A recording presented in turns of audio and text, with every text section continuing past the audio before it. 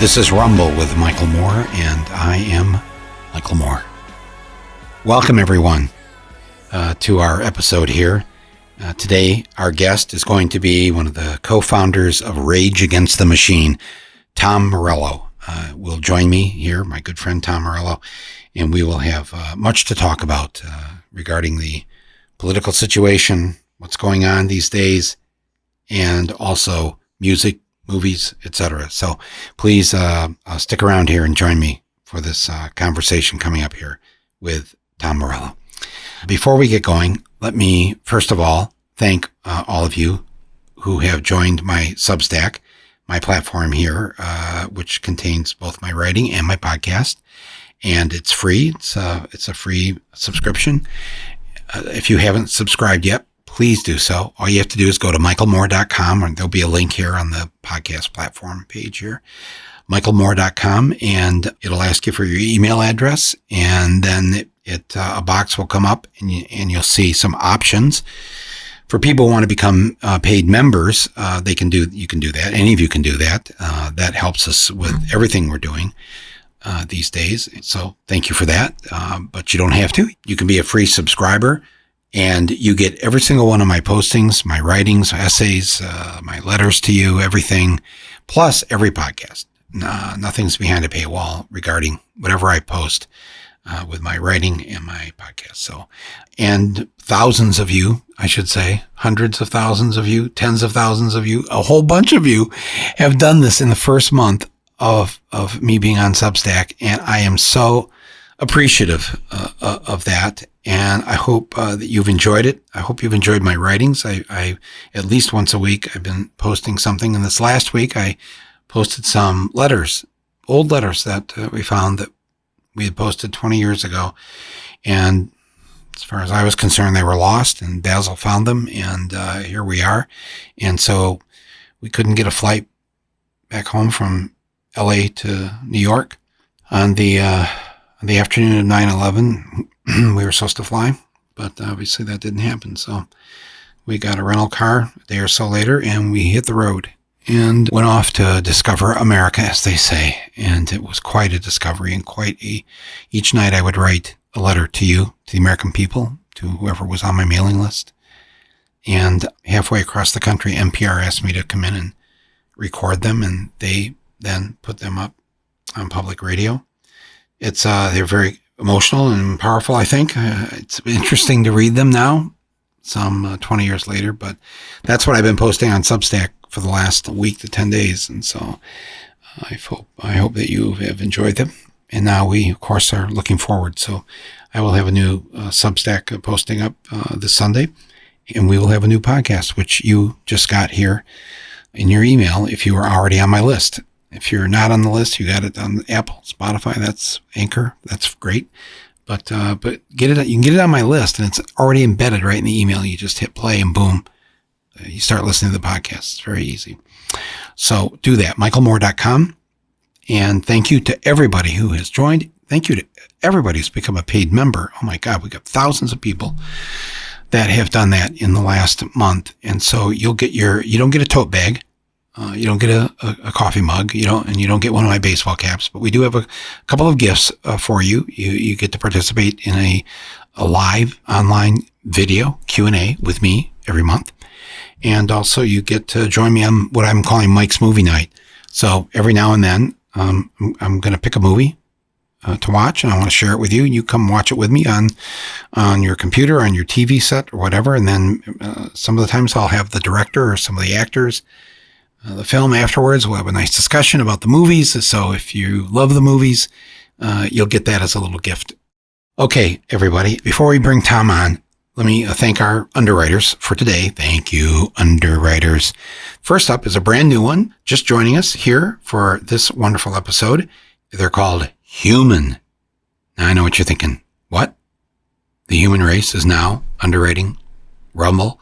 No, this is actually something that's called Human. And they make this thing that I love.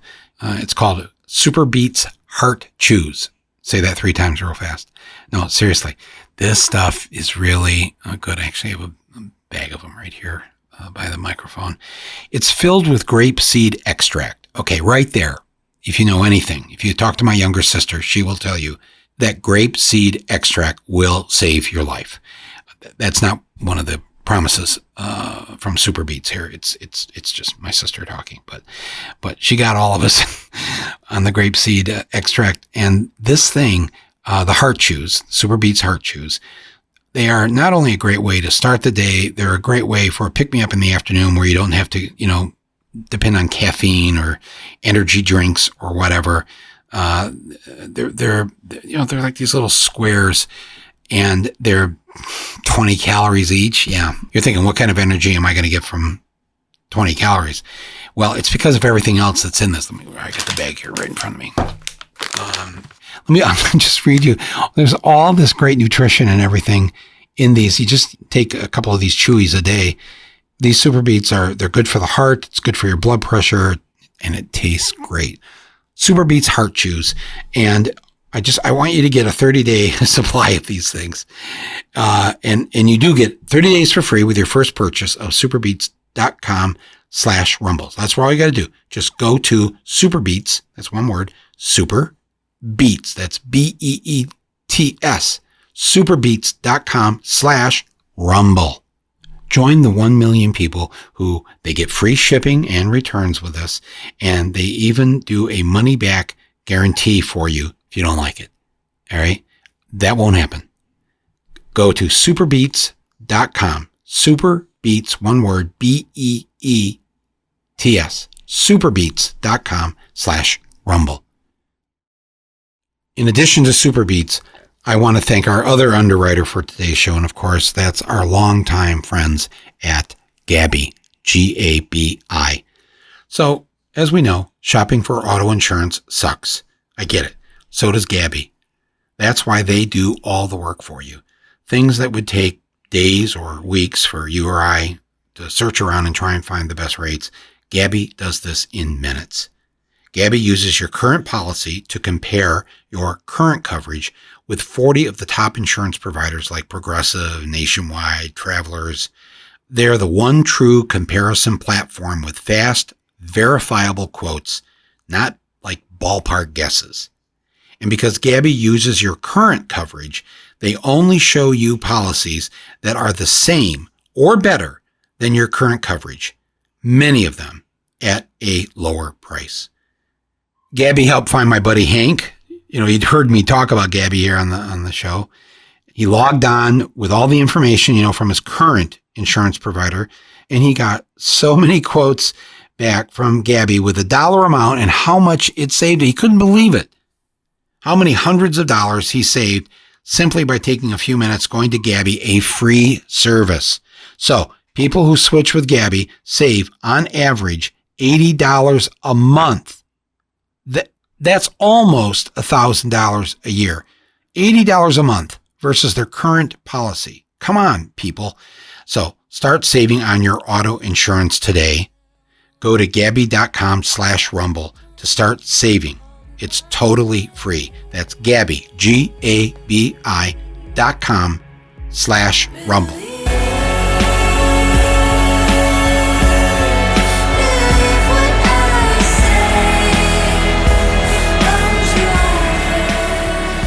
Okay, Tom Morello in the green room.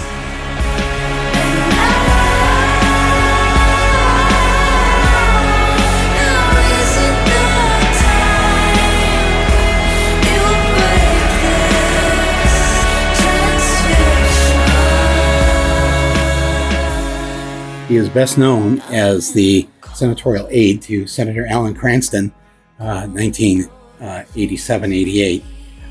And then after that, while out of work, founded a band called Rage Against the Machine. And that band, as you know, went on to become one of the most important rock bands of all time. Certainly created a sound in the 1990s and 2000s that I don't know if I've seen anything like it since, other than in the form of Mr. Tom Morello himself, who to this day continues on with his latest project, the Atlas Underground, and the new album that's coming out here in a couple of weeks, the Atlas Underground Fire. But mostly he's on today's episode of Rumble because he is my good and dear friend and comrade and brother in arms, Tom Morello. Tom, how are you? I'm well. What's going on, Mike? It's good to see you. It's good to see you. And why don't we just start with the important stuff? What the fuck is going on?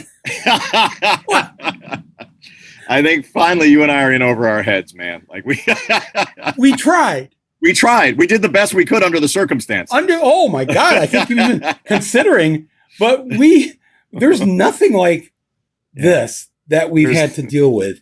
And now a nation turns its lonely eyes somewhere. No, but seriously, all kidding aside, I know we're chuckling, but only to alleviate the pain. Yeah. Because seriously, Tom, what the fuck is going on? Yeah, well, I will. I'll give you my dime store analysis quickly, and then we can parse that and then talk about rock and roll and whatnot. But my take is that the fertile fields that have led to this just insanity that we're in now were brought about by both Republican and Democratic administrations that turn their back on real people. And that's not just in the United States, but it's also those kind of the corporatist parties in the UK and in Brazil and in Europe and whatnot that abandoned. Like, I come from the town that I grew up in is coal miner, is Trump country, where it's like really like good people who just who always were like union and voted Democrat until they stopped, and then voted Republican until they stopped. Or just like got fucked over by everybody, and they got and all those people, a lot of those people voted for Obama, and then they were like, well, that guy fucked us over too, and like there's no route for them to express themselves, and it's a fertile field for a grift. It's a fertile field for a demagogue. It's a fertile field for using the oldest tricks in the book, which is divide and conquer. The problem's not neoliberalism and this capitalist system, which is keeping you down. The problem is the Muslims. The problem is the Haitians. The problem is the Mexicans. And that's the grift that began as that grift, which has sort of led to this quagmire, this briar patch that we're in now, where there's really, I'm not sure how we fight our way out of this other than with electric guitars and bass and drums. Well, you're not being facetious when you say that, because I have believed, and if you study history, it is often the artists, the musicians, the playwrights, the filmmakers, the authors, the people that create are often the ones those in power go after first. Yeah. Because people like music. Yeah. People like the movies. Yeah. And so best to get rid of us first. Not that I'm trying to suggest anything if anyone from the NSA is watching, but I'm just saying that I do believe that guitar, that camera, that paintbrush is a powerful weapon of change, defeating capitalism, name anything, protecting this earth. It's all there. So I admire you so much and have for so long for being one of those people not afraid to pick up that instrument, that weapon, that defender of the people, of peace, all of that. It dawned on me long ago that the arts are, the reason why the arts are dangerous is because it's a way of expressing your humanity during inhumane times. And that's a dangerous thing, like saying like we're people and we count and we matter. And when you, especially like in the realm of music, which is like music rhythm predates spoken language. You know what I mean? There's something in our reptilian brains that when the tribe gathers, in a throng with a feeling of connectiveness and togetherness, like the right rhythm and the right rhyme on top of that can be a very, very dangerous thing, as it often has been in the past. Like there's never been a successful social movement in our country that hasn't had a great soundtrack. And I think it's time for the next one. That's right. And I think too, and maybe this is what gives, I'm not a big believer in hope. I usually refer to it as hopium. It's that drug we're looking for. Please tell me it's going to be better. Please tell me the coronavirus will be gone in 2 weeks. But I believe that because of the work that has been done for many years, long before you and I, back to the 30s, back to before that, in this country and much longer before that, that we're at a time now where the majority, oddly enough, we've come to this point where you and I are not so far out on some limb that we can barely be seen. Yeah. The majority of our fellow Americans believe that, just name the subject, women should be paid the same as men. Climate change is real. You cannot live on $10 or $15 an hour. Just go down the whole damn thing, and the majority of Americans, Texas should not have a say about what a woman can do with her own body. Yeah. I mean, just name it. The majority, Tom, agree with us. Yeah. That's the truth. Yeah, you've long harped on that, and it's an important point that gets kind of obfuscated in the daily news cycle of awfulness, that comes down the pike. Right. And it also speaks to the fact that one of the cracks in the walls of democracy is that despite the fact that those things are true, that is not what is manifested in our country. Right. So then is that, in some ways, see, I feel, and maybe I don't know if you agree with this, and again, it could be the Catholic upbringing, but I believe that that's on our shoulders, that's sort of now on us. If the majority of Americans believe that we must end this bigoted, wrong-headed mass incarceration, that the majority now of 18 to 35-year-olds believe that capitalism is the enemy, not socialism. If that's where the country is moving, mm-hmm. If this is now, as we just heard from the Census Bureau this last month, for the first time since we took a census in 1790, there has been a drop in the number of white people and a rise in the number of people of color. If this is our America now, yes, not much is happening as a result of it. Yeah. Yeah. So is it incumbent upon us to sort of figure out what to do, or is it enough that I just make these movies and you make the albums? Good question.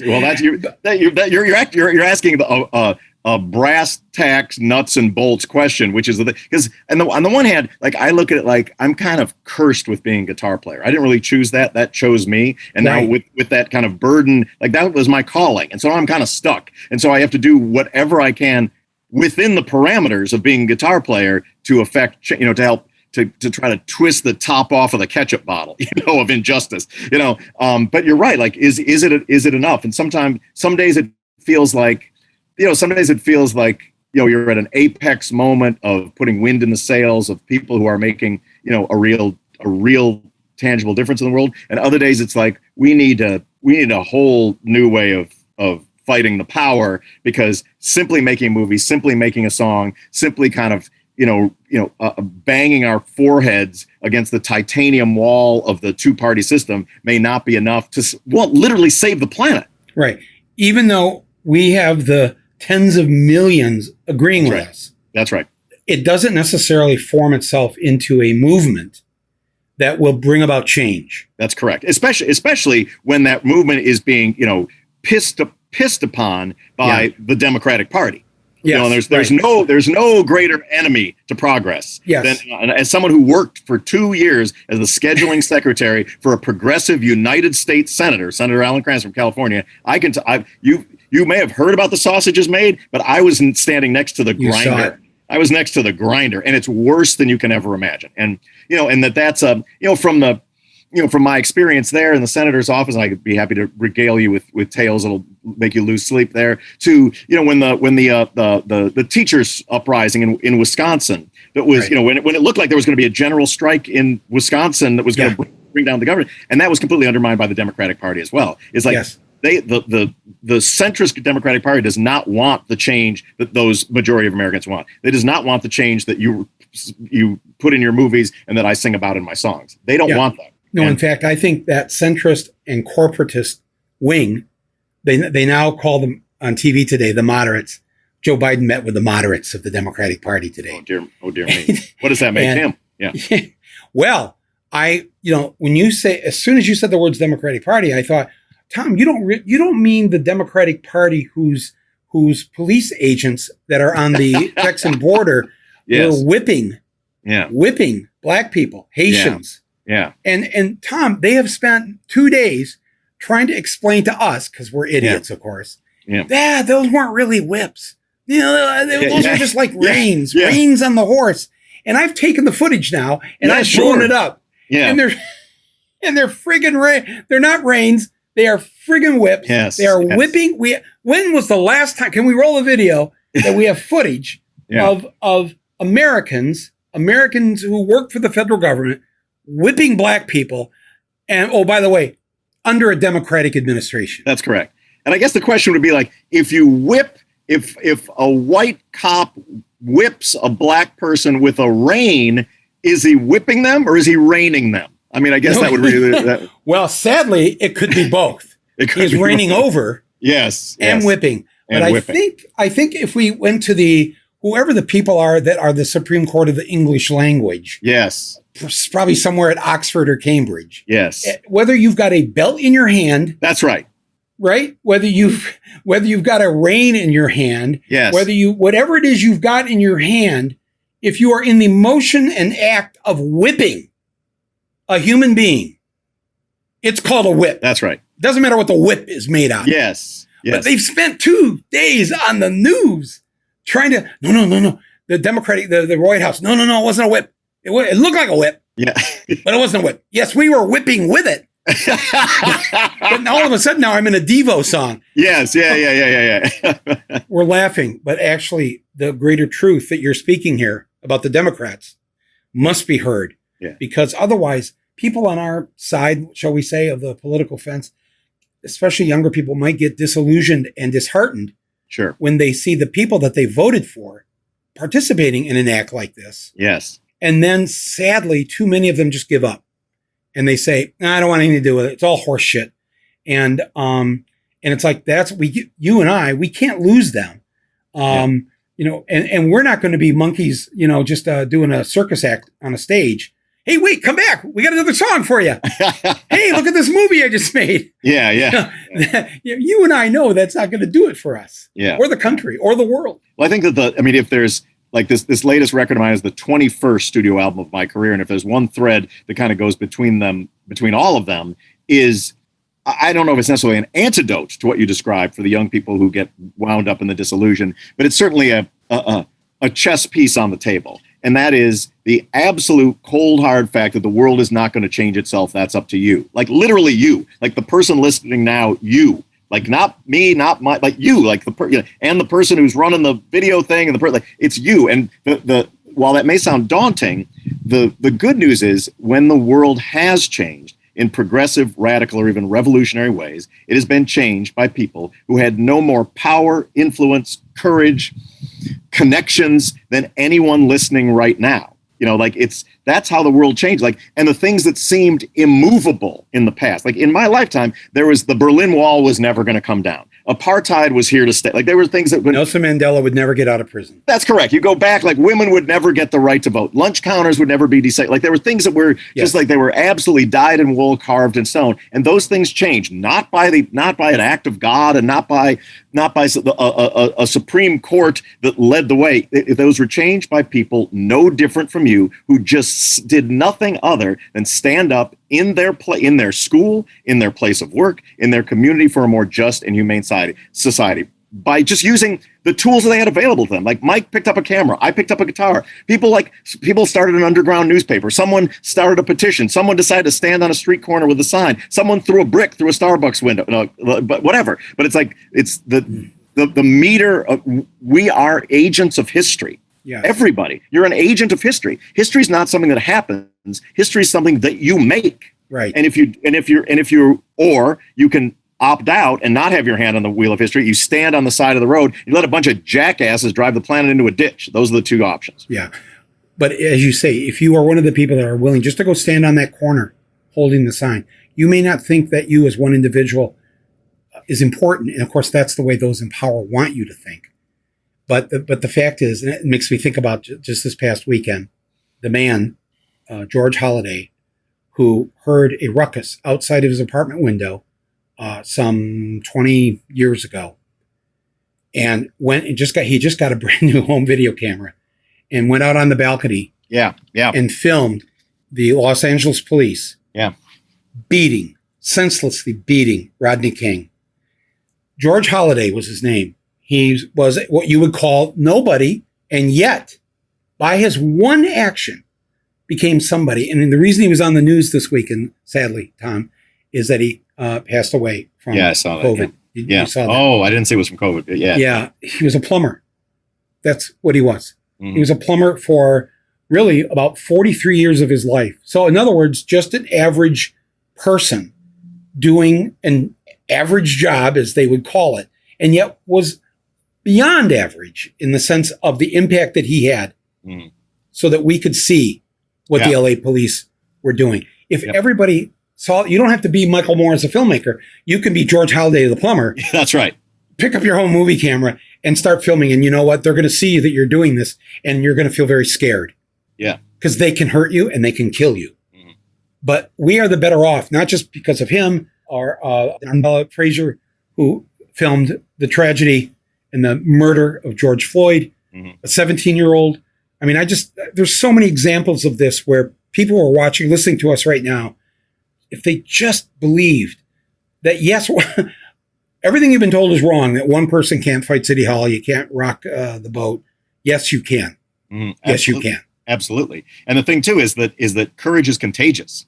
Like if you're that one person on the street corner, like to hear, for me, it was bands and stuff like that, but like for someone to drive by and realize they are not alone in an opinion, in a radical opinion that they hold in their heart, like that sort of connectivity, and realizing that there are others out there who feel like that shit's not right. And to be able to step outside of your door. And here's the thing is too, like when you do things happen, and you just don't know where that road leads. But if you don't do things stay the same. Yeah, that we can guarantee. Yeah. If you do nothing, things will stay the same. That's right. If you do something, there is no guarantee. That's right. But there's a far greater chance of something happening. That's right. That's right. Than if you just sit there on the couch. That's right. So you've got this new album coming out, and I've listened to it.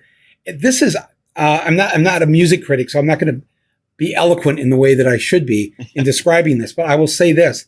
Listening to it, and what's so interesting about this, which I'll explain in a second, listening to it, Tom, in the way when I first heard Rage Against the Machine at the beginning of the 90s, where in my head I went, whoa, okay, we haven't heard this. We've had all these various forms of rock, which led to punk, which led to the alternative, which led to metal becoming death metal, which, just could go through the whole gamut of everything.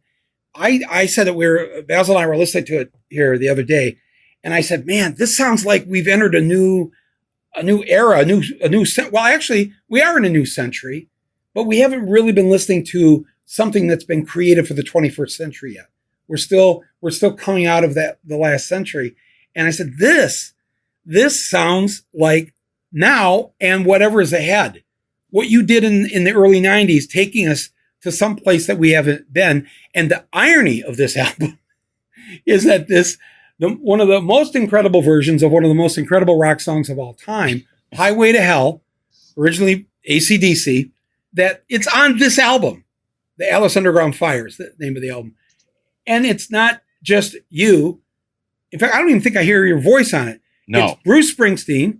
Yeah. It's Eddie Vedder. That's right. And it's you there, but also maybe the fourth human, which is your guitar. Your guitar comes alive again in this.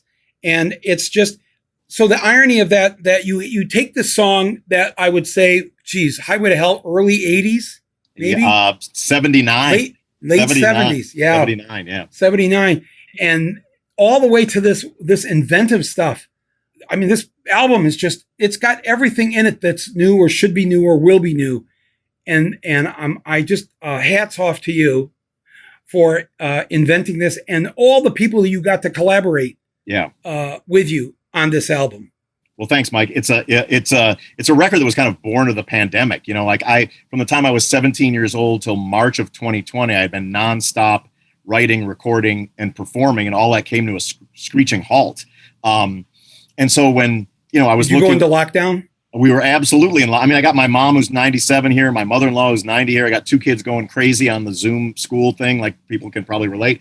And, and I was looking at like a it was the first creative drought of my adult life. And like inspiration came from a very unexpected place. I read an interview where Kanye West said that he had recorded the vocals for a couple of his hit albums on the voice memo of his phone. I have a studio in my house, but I don't know how to work it. There's an engineer there who knows how to press the buttons. They only let me touch the volume knob, and that rarely. And so I wasn't able to record. But then after reading this Kanye article, I just started recording guitar into my phone and then sending it to engineers and producers and artists around the world, and began sort of forging this kind of global pen pal rock and roll community that was with this goal. And the whole sort of purpose of the Atlas Underground project is like, I believe firmly the electric guitar is the greatest instrument ever invented by humankind. There's no instrument that has the nuance of Segovia and the power of Metallica all sort of in the same six strings.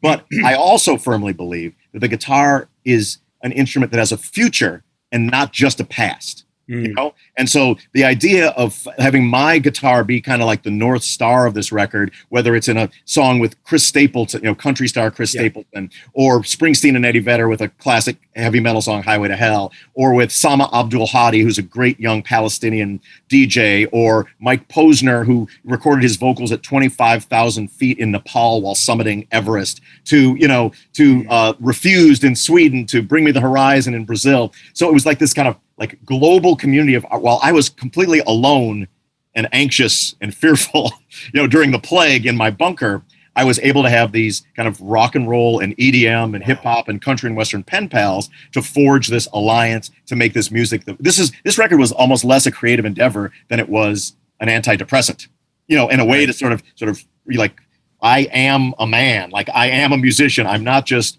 a guy that's fixing the plumbing, on this particular day. Wow.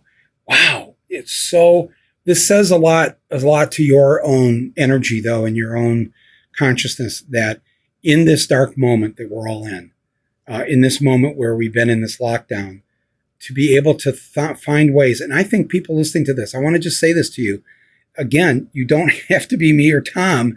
You can be yourself.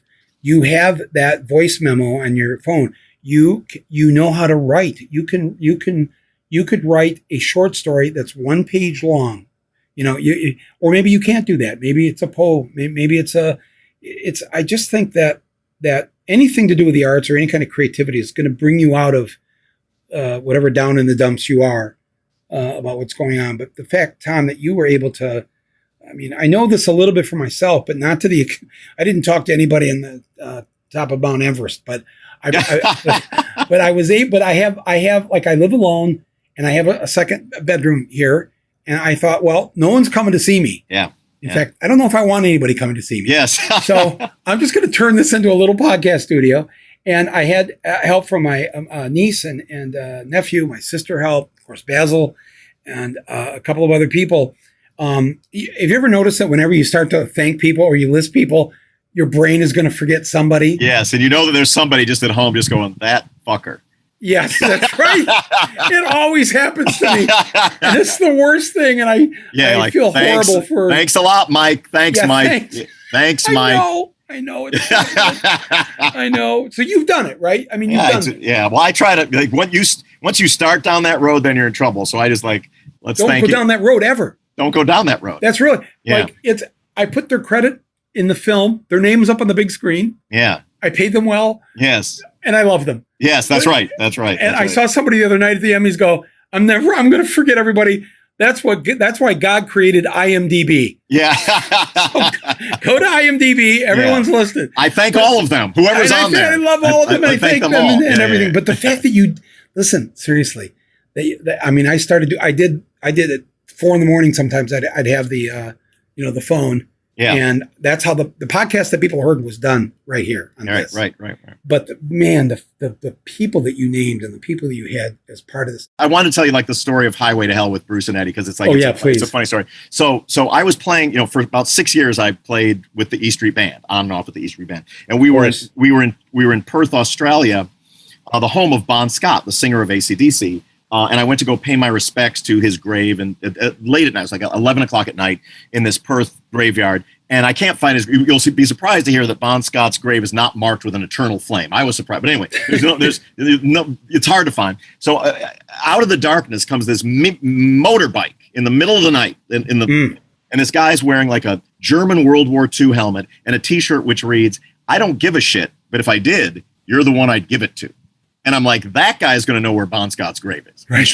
And sure enough, he does. So I pay my respects, go back to the hotel, and I see Bruce. I'm like, Bruce, do you think that there's a way that the circle of the E Street Band and the circle of AC/DC might overlap in any way? And he's like, I never have thought about that before, Tom, but I'm going to think about it tonight. So we began rehearsing Highway to Hell at sound checks over the course of the next couple of dates, and we found ourselves in a huge soccer stadium in Melbourne, like 80,000 people. And Eddie Vedder happened to be there. He was on a solo tour at the time, so he came down to the show to see our show, and light bulb went off. So I knock on Bruce's door. I'm like, Bruce, we are in Australia where AC/DC is king, and where the song Highway to Hell is the unofficial national anthem of rock and roll liberation. Yes. What if we open the show with AC/DC, Highway to Hell, with Eddie Vedder? And he was like, that sounds like a pretty good idea. So we did that. And I mean, if you think you've seen an audience go ape shit before, you haven't, unless you were there on that night. Because it was like a lightning strike moment of creativity and connection, and like the highest height of what a thing can be in a room, right?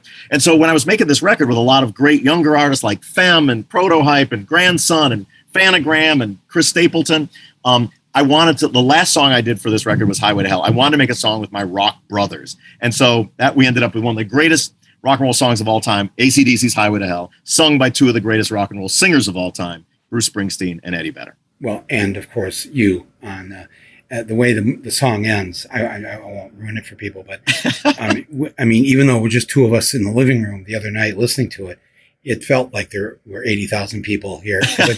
Because those who have heard it, and if you haven't, please, I'll put a link to it on the podcast platform here.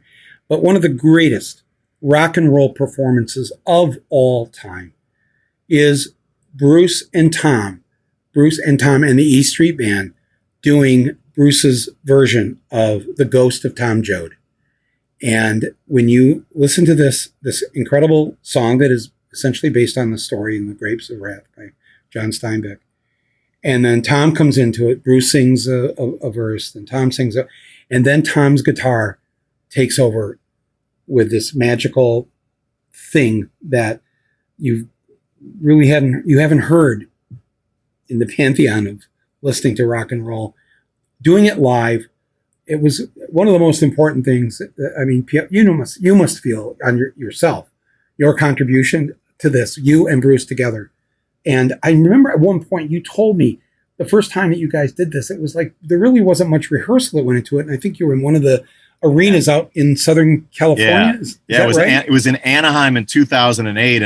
And I'd run into Bruce a few days before in a studio, and he'd said, I'm a huge fan. Like Bruce Springsteen, it's impossible to sort of consider Bruce, even though we've known each other a long time, consider him a peer, because he's the only friend. He's the only friend of mine that I subscribe to a fanzine about. You know what I mean? So it's like, it's always weird. Like we're just texting. I'm like, why is Bruce Springsteen texting me? So anyway, I ran into him, and he said, let's play Ghost of Tom Joad. And the two versions that existed at the time were the acoustic version on his 1995 record, which is like a plaintive minor key Woody Guthrie ballad, and the Rage Against the Machine cover of it from 1997, which is like this kind of Black Sabbath-y heavy metal version. He said, bring your electric guitar, bring the acoustic guitar. I'll figure it out with the E Street Band, and you come like a half hour later. So I'm like, great. So I practice I'm nervous, but I practice all night. I've got it. I know the chords. I can sing it. But I'm at sound check. I'm in catering. I can hear the band practicing upstairs, and they've raised the key of the song by 8 steps. Now, as you can hear from my rich milk chocolate baritone voice, I don't have like an American Idol range, and all of a sudden it feels like it's like I can't sing it. And now I have to transpose these chords, which I've got like about 90 seconds to do. I'm called up on stage as we're rehearsing the song. We're going to play it that night, and I don't know how to play the fucking thing, and I don't know how to sing the fucking thing. And I'm like, this is my chance to play with the E Street Band, and it's an absolute disaster. I'm miserable. Little Steven feels my heat and my pain. Yes. And he comes over, and you know him. He's like, baby. I'm like, baby, I'm bad baby. There's no, I'm a bad baby.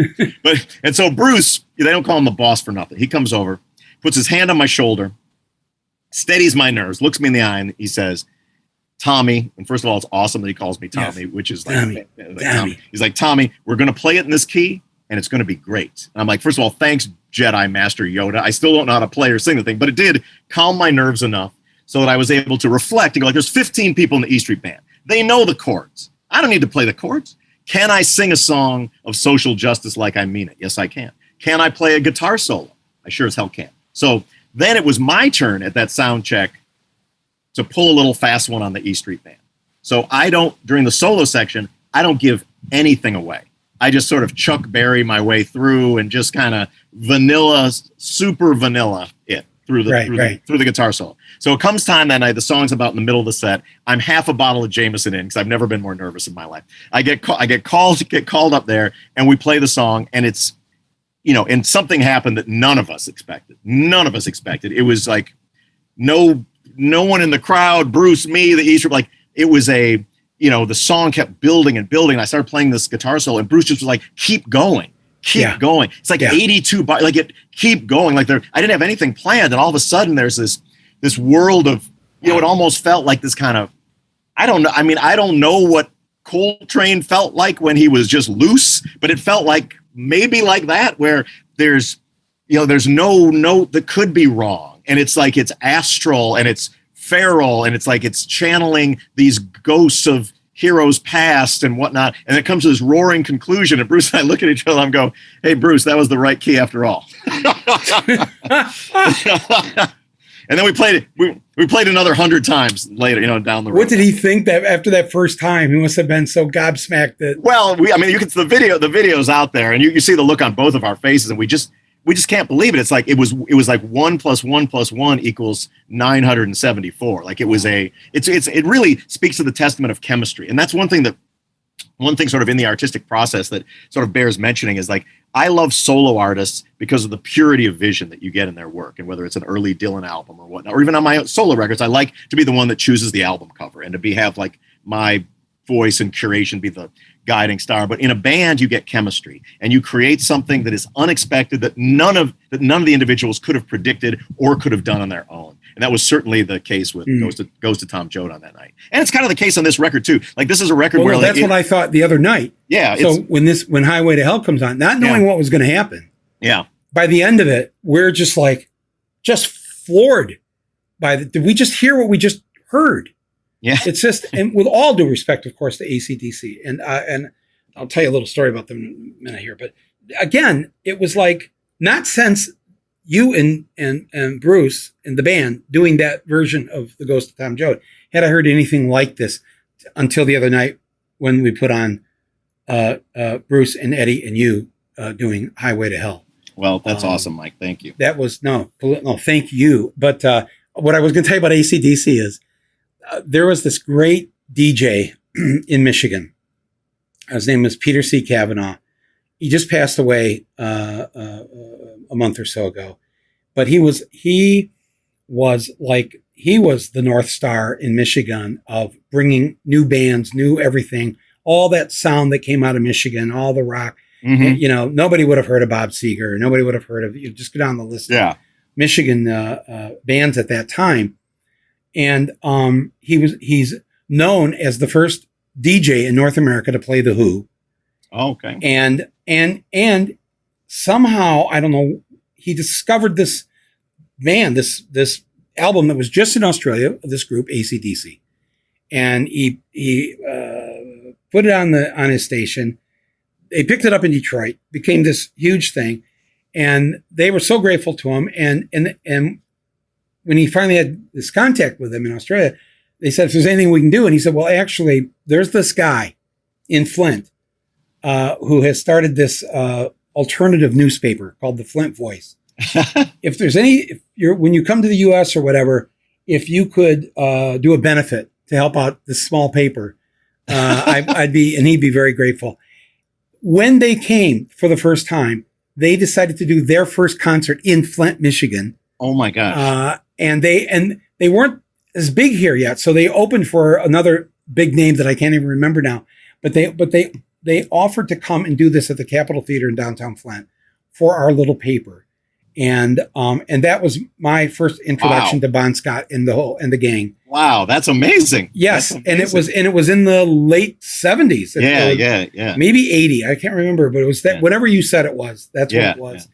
So, I'm so glad that you honor them. Okay, so this will be out. What's the date for the album? October 15th, the record comes out. There's 3 songs out now. A song with Bring Me the Horizon, who's a great young rock band out of Brazil and the UK. We've got a song out about it's sort of a modern day heavy metal pandemic blues called Let's Get the Party Started. There's a great song with a young band called Phantogram, who are from LA, which is a ghost story called Driving to Texas. That's a powerful, incredible song. Yeah, different from anything I've heard you do. Yep. Very spooky. And then there's Highway to Hell with Bruce and Bruce. Okay. And So Tom, what the fuck are we gonna do?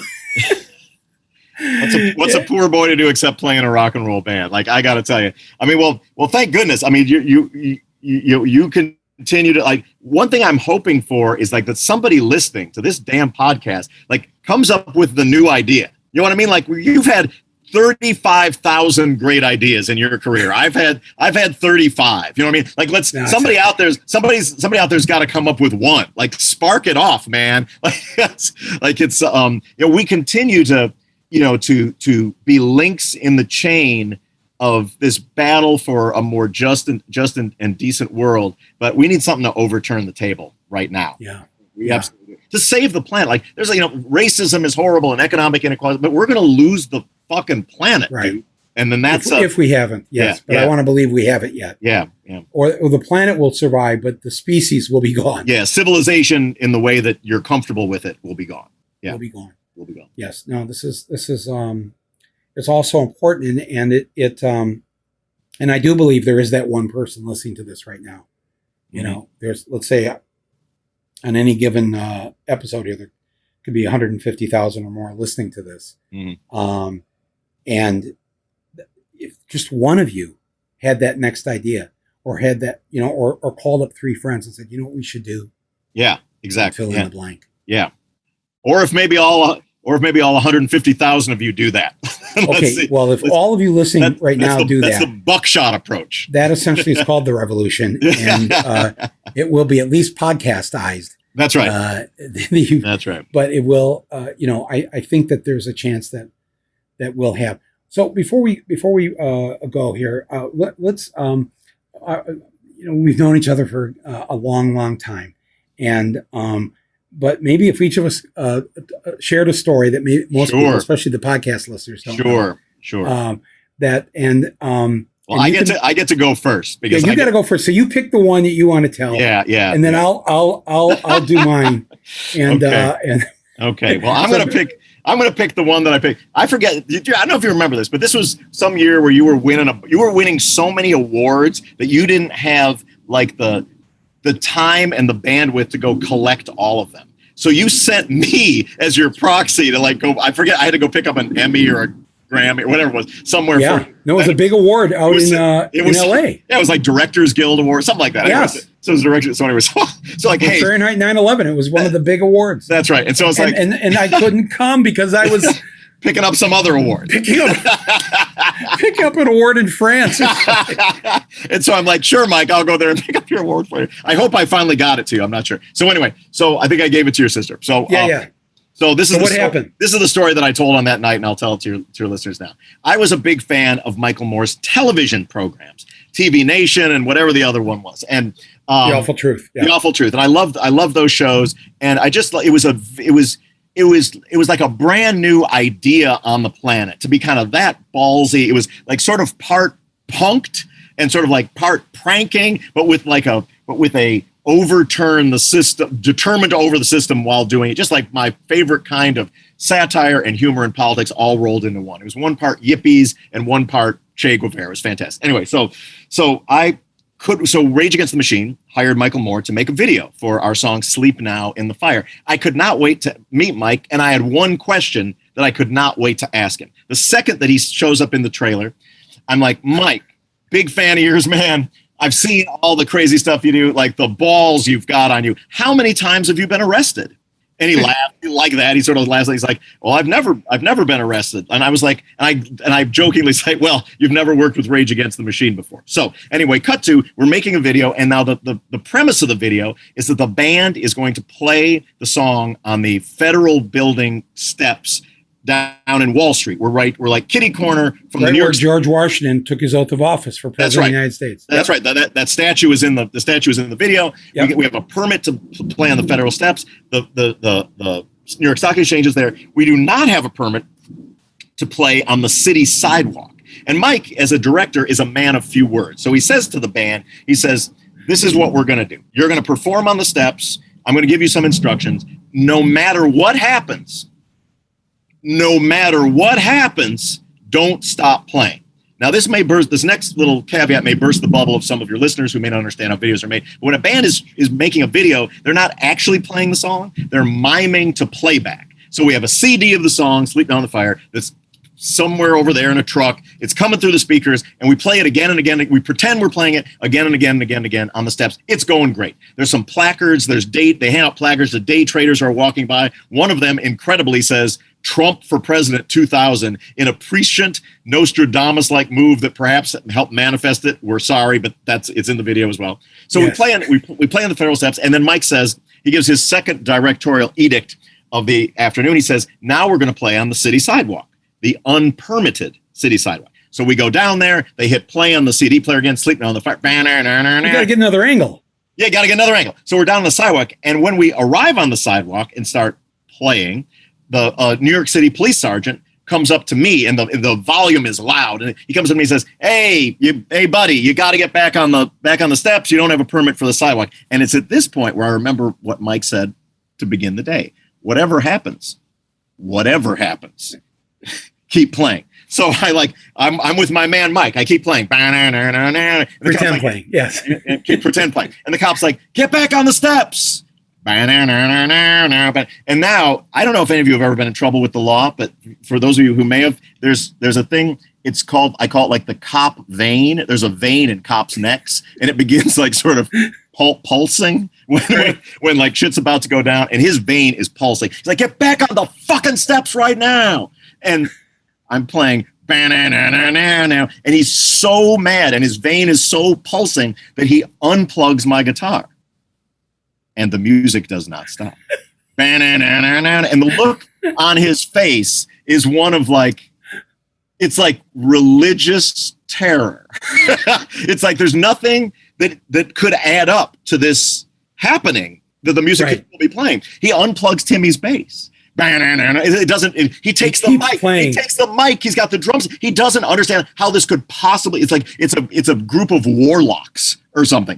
Right. So anyway, so he looks at us and he's furious, and he does the only thing that he can possibly do, which is arrest Michael Moore. Yeah, so right. Not arrest you. No, because we're warlocks, dude. He's terrified. Right? Because terrified. Oh. So this is all in the video. You can see. So they put Mike in handcuffs, and as they're leading him away, we get the third directorial edict of the afternoon, which is take the New York Stock Exchange. And I turned around as I'm in handcuffs. I yell at you guys. Take the stock exchange and across the street. At this point, we're like in for a penny, in for a pound. So we set the guitars down on the stands where they continue to play. and we go. Now the film crew is wholly unprepared for this. This is all extemporaneous. So I'm the first one through the door. The film crew's not there. I'm through the door. There's a guy like in a frumpy security guy in a frumpy jacket. I'm like, hi, I'm Tom Morello from Rage Against the Machine. I'm here to take the New York Stock Exchange. Is that a left or a right? And he hits like the panic button, and like the sirens go off, and the cops come, and the riot police come, and they pull down like the riot doors, and they expel us from metal doors. They expel us from the building, and for the first time in the 150-year history of the New York Stock Exchange, capitalism came to a halt on a Tuesday afternoon, thanks to Michael Moore in irons and Rage Against the Machine. Yeah, and still, you guys, as that metal thing was coming down, that metal grate to essentially entomb the stock exchange, you guys slip out. You slip out under the iron gate. Yeah, and they still don't arrest you. No, they didn't arrest us. They arrested you, though. They brought me inside to the police room inside this federal building. And fortunately, I talked my way out of it to the head captain who was there explaining, and I showed him the permit. And he didn't want to get into the weeds of whether we were on the steps of the sidewalk. Yeah. He was like, this is a federal permit. We're the federal government. Let him go. Yeah, there we go. Yeah. Somehow we finished the video later that night. But I remember we were all like, we didn't know if you were like in Attica by that point or whatnot. We were Attica. We were like there was a second half of the shoot where we were like in suits playing in front of like some like our game show. Game show. But anyway, handing out all of capitalism's booty. Yeah. All right. So that's my story. What do you got? Can you top that? That's no. I will tell you what I thought, that through all that hassle, being handcuffed, everything we went through to make that video, that I would end up again getting an award. Yeah. As I was known. Oh, geez. Yes. To do. So we are nominated, the band and me. Yes.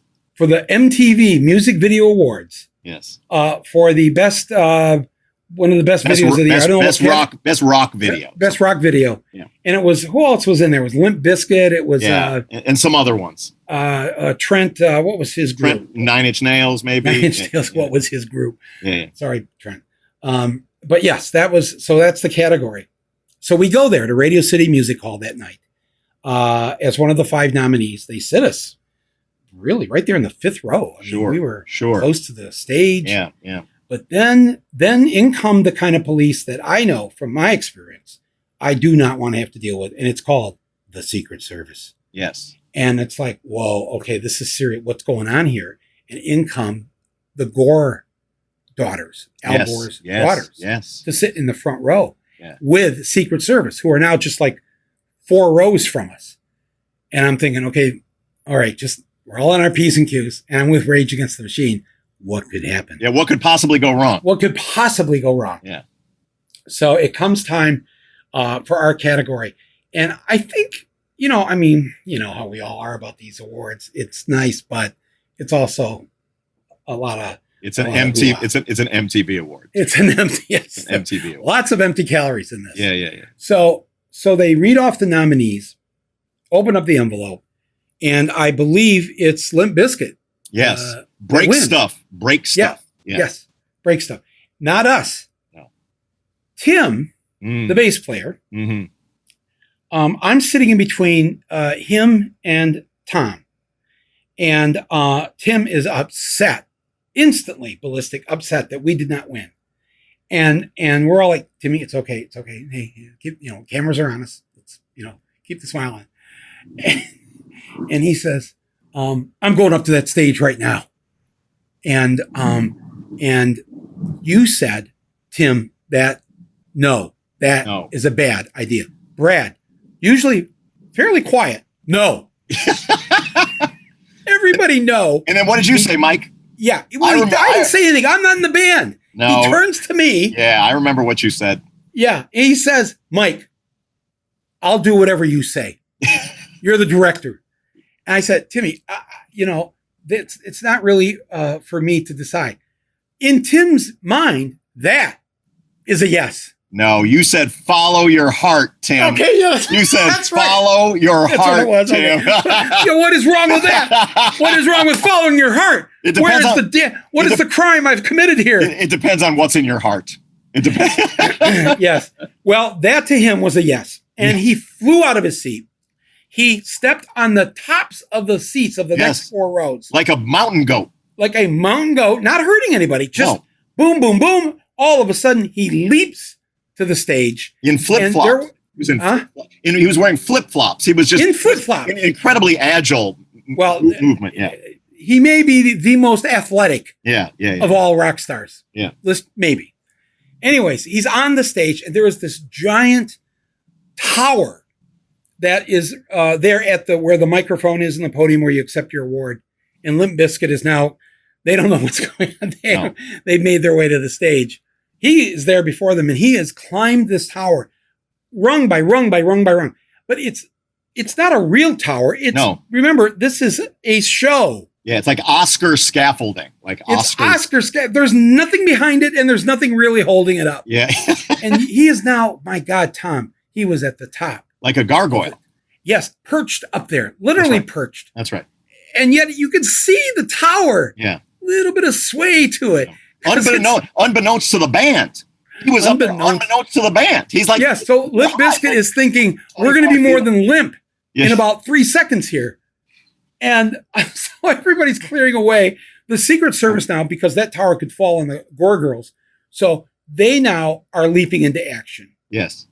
And the whole show, they have to switch. It's a live show. They got to switch it to the other side of it. It's a horrible thing. And so finally, enough police, NYPD, state cops, sheriffs, Secret Service, the Army National Guard. I don't know. Everybody was there. And they're ordering him down. He decides that he's outnumbered, as strong as he is. After about a half hour. This wasn't 20 seconds later. It was a hostage situation. It was a hostage situation. They couldn't do the rest of the show on that side of the stage. That's right. Finally, he comes down. And oh boy, when he comes down, those police, knowing the cameras are not on them, went to town on poor Timmy and dragged him off in a brutal fashion. Yes. You guys did not perform again for many, many, many years. And it was on me that because I didn't tell Timmy no, you cannot go up there. That the band essentially sort of broke up and didn't play again for, when's the first time you guys got back together? Yeah, it was in 2007, but I wouldn't blame yourself for that, Mike. There were a couple of shows after that, but it was quite an enchanted evening. Let me tell you, it was that's my story of feeling this horrible guilt and responsibility, which I sort of heard in the tone of your voice in the last sentence that maybe I finally have been forgiven. No, you always implicated yourself. You're absolved. I am absolved. Oh my God. Timmy was climbing scaffolds like 5 days a week that just wasn't on TV. You know what I'm saying? Like he was always right. He was always expressing himself. Obviously, I must be absolved because just before the pandemic, you guys were going on this incredible tour. It was announced. The cities. Yeah, we were about 15 days away from the first show, Raid shows in about 10 years, and fingers crossed, pandemic notwithstanding, it's rebooked for March 2020. So it is. Yeah, it is. I'm hopeful. We'll see how the world 2022. You mean? Sorry, March 2022 is when it's rebooked for. So. We are all still in 2020, by the way. Yes, I understand what you meant, but we may forever be in 2020 in some way. Don't say that, but right now at least. Yeah. March of 2022. Yeah. And will it be the same kind of tour you were planning? Same number of cities? It's the same. We basically sort of moved it 1 year, then we moved it another year. So hopefully, so it's that tour that we may have a chance to see if we get everybody vaccinated. Yeah. Well, yeah. I mean, that's my hope is hope that we're able to do it. So, like I love playing rock and roll shows, and I love like the joy of them and the celebration of resistance or the rock power. But I don't want it to be something where, you play a show and somebody goes home and, kills their grandparents because of what somebody coughed COVID in their mouth. You know what I mean? Like, it's just, that feels weird to me. So I just want to do it at such a time where it feels safe and for everybody, band crew and fans. Right. Well, I hope that's the case. I hope everybody's listening. I hope you can convince the people you love and that that you work with, whatever, to get this vaccine. So, okay, well, I hope people enjoyed those stories. We have many more that we could tell some other time. In fact, I'm going to come on your. Yeah. He's going to. Mike's going to scheduled for that. I think maybe later this week. I'm not even sure, but it's my podcast called Maximum Firepower, and we may replay one or two of these stories on there, but we'll also come up with some fresh material as well. Yeah. So Maximum Firepower is Tom's podcast, and look for me sometime in the next week to 10 days. I'm thinking. Yeah, we're going to record it then. It may come out later, but it may come out later. Okay, so sometime in the near future. That's right. You can hear me on Maximum Firepower with Tom Morello. Tom, if I can say this, it's great it's a great thing that you're in this world. You've really been an inspiration to me. You are a good soul. We didn't even get into, so we'll do this again some other time, but the fact that your father, your grandfather, your great uncle, these were people who were part of the revolution that created a free Kenya. And it's such a great story to talk about sometime, of how your father was the first ambassador to the United Nations, right? Yeah. From Kenya. And then he was England's ambassador, the ambassador to England for 8 years. And Kenyatta, who's the first president, considered one of the obviously critical founders of the country, was your great uncle. Great uncle. Great uncle. Yeah. Wow. My dad's uncle. On your dad's side, yes. Yeah. Wow, that's so incredible. You have such good people in your family from that, but also your mom. Your mom is so great. Yeah. And I hope I get to see her again sometime soon. Yeah. The fact that you would have both your mother and your mother-in-law living there. I've never met Denise's mother, but I'm assuming she's Denise 1.0. That might not be. Sometimes the apple falls a little further away from the tree. Okay, so we won't get into that. We'll leave that for Dr. Phil. Yes, yeah. But of course, many of you do not know Denise, who Tom is married to, and his two wonderful sons. But this is just an incredible family. So much love when you walk into that house, and hats off to you again, Tom, for who you are, how you've lived your life, and how you have not given up in terms of the literal rebellion that we all must be part of to save this democracy, to make the country what it never was. I've said on this podcast many times that my mission is to save the America we've never had. Yeah, exactly. And you have been doing that for so many years, and my love and my thanks to you for doing that. Well, same back, Mike. I appreciate you and our friendship and all of your great work through the years, and I hope we get to hang out in person again soon. Whether I'm in New York or Michigan, or you're out here, whatever. So it's got to. Well, it has to happen because at least you have people there with you, man. It's like I know. I mean, yeah. During this, anytime you want to FaceTime the gang, though, we're here. I'll introduce you to my wife's mom, grandmother Ellie. She's a fire plug. She'd like to meet you. Oh, that'd be great. Well, and I will send video to you and to Timmy of me climbing the walls here. Oh my gosh! His apartment. I feel for you, man. Yeah, I've had it. I've absolutely had it. I understand. All right, everybody. You've been here on this episode with one of my good friends and one of the great people in this country, Tom Morello, one of the co-founders of Rage Against the Machine, The Night Watchman, Audio Slave, but this is a great new album, The Atlas Underground Fire. Give it a listen as soon as it's out in October, and listen to the ones that I'm going to play for you here on this podcast page. Tom Morello, I love you. I love Denise. Yeah. And Brad and Timmy and Zach and everybody. Yeah. Thanks for being here. Love you too, buddy. Thanks very much. All right. Take care. All right. Cheers. All right. Tom Morello. Well, that's our episode here on Rumble with Michael Moore. Thank you, everybody, for listening. Thanks to my executive producer, Basil Hamden, our editor and sound engineer, Nick Quaz, everybody who gives me a hand in making this podcast what it is, and all of you who listen to it. My gratitude, and sign up for my Substack. It's free. That way I will email you this podcast every week, and you can just click the play button and boom, you're on.